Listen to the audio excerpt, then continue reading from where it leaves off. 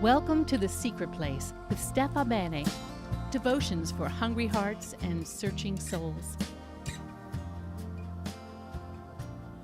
Hi everybody, welcome to The Secret Place with Steffa. I've got Hannah back. Yay! Woohoo! I'm so glad. And we're going to go back to Walking on Water with Madeline L'Engle, the Newbery Award-winning writer. And this is a small passage from her book, from this book about humility.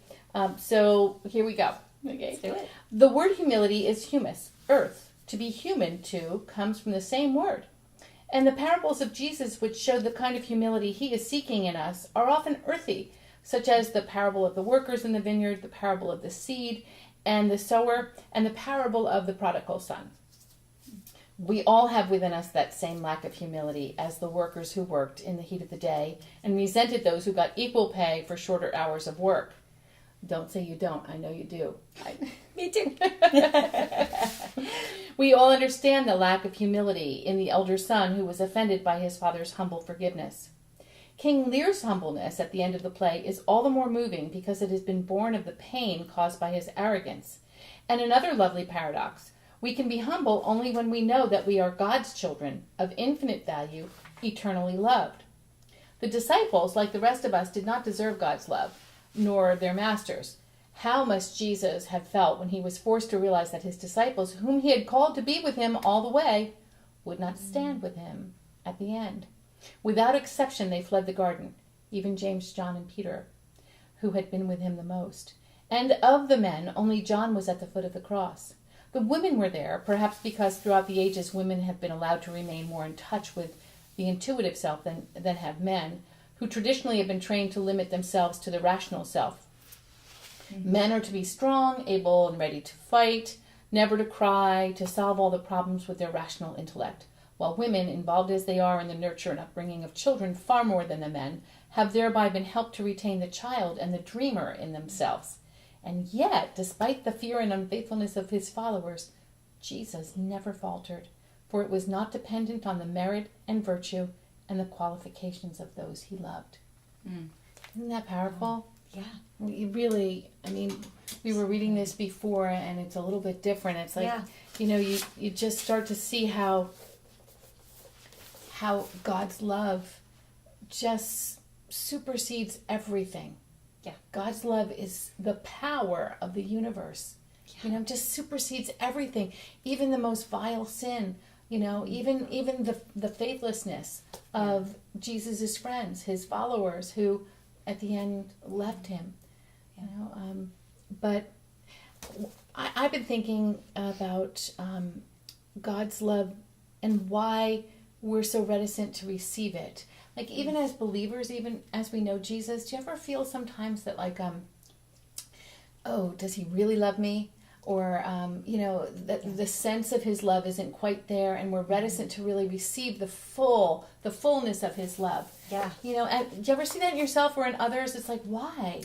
Yeah. It's funny because, I feel like I have pretty good intuition to where I can kind of see that in other people, but yet I do it more often than I realize as well, and started to kind of become aware of that, Stefan knows I'm kind of a type A, and always type A. What's type A? What is that? I don't know type A. Great minds.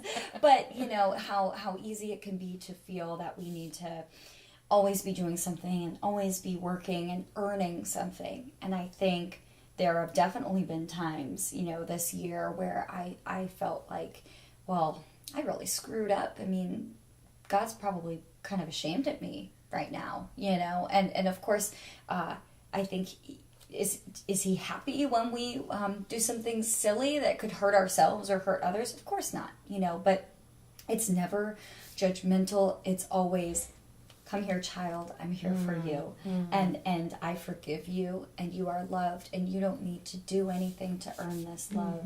I will say, I had the honor and privilege to go to Alaska this year, and hiking through up to a glacier and through the forests and looking at the mountains surrounding me, I felt so small in the best way of realizing that I am one person.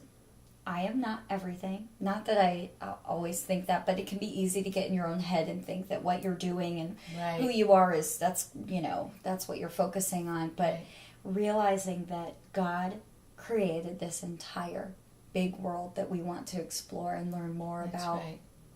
And that he cared enough to send his only son for us. Like why me? Right. I am so undeserving of that. And that's what makes it so beautiful, is that he loves us. And this is the same God that put millions of stars in the sky and millions of creatures in the deep depths of the ocean. So I just love that. Yeah, you were making me think. I saw some of those beautiful photographs that you and your husband posted. Your talented husband Ryan. I've got to just say that he's got such an eye. He does. You both do, and I love the different perspectives that you have and that you bring. Thank you. But maybe for some who are struggling, or when we're struggling with, does God really love us, or how could, this is the question I hear a lot, how could God truly be loving when there's so much suffering in the world, or there's so much evil in the world? And it is like the evil and the suffering and the mass shootings and all these things just slap you in the face. Yes. And God help us never to become numb to that, because it's terrible, it's wrong. But how is there a loving God? Could there be a loving God? I think when we struggle with that sometimes, or if some of our listeners in the secret place are struggling with the love of God, maybe go out to get outside, break out of the little isolated home or city or town or existence, and go on a road trip. Yeah. If you can't go on a month-long trip, who can, right? Right. Can't go on a week-long trip, go on a day trip. Yes. Take a day off. Yeah. Have a mental health day. Yes. Right? Go find something beautiful and just be out there in the fresh air. I feel the same way. I've never been to Alaska. I have a dear friend, Terry. Hey, Terry.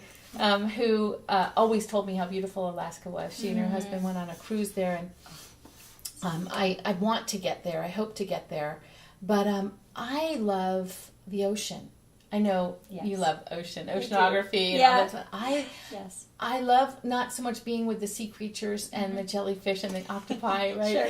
But just hearing the sounds. And I guess you could see on The Secret Place, I have that little beautiful video always there, because there's something about the quiet roar of the waves, that, and the sea air, and the timelessness of the water, the waves, the tide coming in always, even when everything's changing, that tide comes in and out, the waves continue to roll. Some days it's like a lake, and others it's a thunderous ocean, but there's something about that reminds me that God's love is eternal, and it changes not. It does not change. And when I feel cramped up, I love my life and I love what I do. I love being a professor, but sometimes it doesn't matter what you're doing. If you can feel really cramped up and isolated, and you need to get out. And so I think that's a good idea. Like the fact that you brought up Alaska, maybe that would be something to do for 2019. Yes. By the way, 2019. Oh my gosh, are we? I know it's around the corner. It's coming up. I know. Crazy. We will get through it together. That's right. This new year that's coming up. In the meantime, I think our time is probably up here for the moment. I just loved having you, Hannah. Thank you. I want to thank you, and I hope that you'll come back again. Thank you, Steffa. I plan to, so thank you very much. Oh, good. Okay, let's say goodbye to our listeners. Bye. Have a great day. Thank you. Bless you. Breathe, listen, and receive. Take a moment to soak it all in. Until next time.